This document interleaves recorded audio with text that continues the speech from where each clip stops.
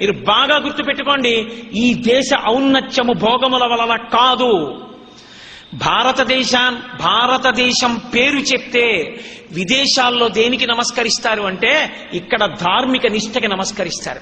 శరీరాన్ని కూడా లెక్క పెట్టకుండా తపస్సు చేసి తొడల కింద తేళ్లు జెర్రిలు కొరికేస్తే రక్తం అట్టలు కట్టిన ఆత్మయందు నిలబడిన భగవాన్ రమణుల పేరు చెప్పినందుకు భారతదేశానికి నమస్కరిస్తారు.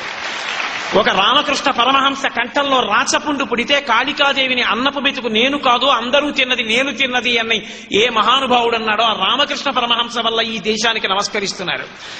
ఒక చంద్రశేఖరేంద్ర సరస్వతి మహాస్వామి 96 సంవత్సరముల వయోవృద్ధుడై కూడా సన్యాస ధర్మాన్ని అతిక్రమించకూడదని కనీసం రిక్షా కూడా ఎక్కకుండా నడిచి వెళ్ళిపోతున్న రిక్షాన్ని ఎడం చేత్తో పట్టుకుని కుడి చేత్తో సత్యదండాన్ని పట్టుకుని పాదుకలు వేసుకుని మద్రాసు పట్టణం పొలిమేరల్లో నడిచి వెడుతుంటే వస్తున్న బస్సుల్లో జనం బస్సుల్లోనే చెప్పులిప్పి కిందకి దిగి రోడ్లకి 2 పక్కల నేల మీద పడి నమస్కరించారు. పరమాచార్య వల్ల ఈ దేశానికి గౌరవం వచ్చింది తప్ప భోగస్థానాల కోసం వెతుక్కుని కోట్లు లక్షలు సంపాదించి ఇవాళ కడితే రేపు పడిపోయేటటువంటి ఆనకట్టలు కట్టిన దౌర్భాగ్యుల వలన ఈ దేశానికి పేరు రాలేదు.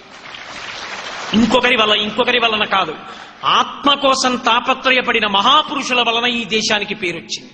అందుకే భారతదేశం పేరు చెప్తే అంత గొప్ప.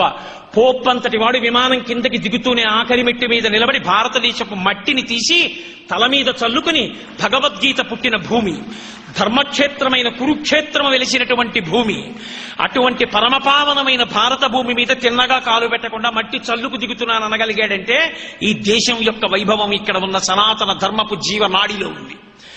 అటువంటి చోట ధర్మాన్ని విడిచిపెట్టి మిగిలినవన్నీ పట్టుకోవడం, దానికోసం ఈశ్వరుడి దగ్గరికి వెళ్ళి ఆయన్ని కోరికలు కోరడం ఎంత అసహ్యంగా ఉంటుందో కలియుగ ప్రారంభంలో నారదుడు చూపించాడు.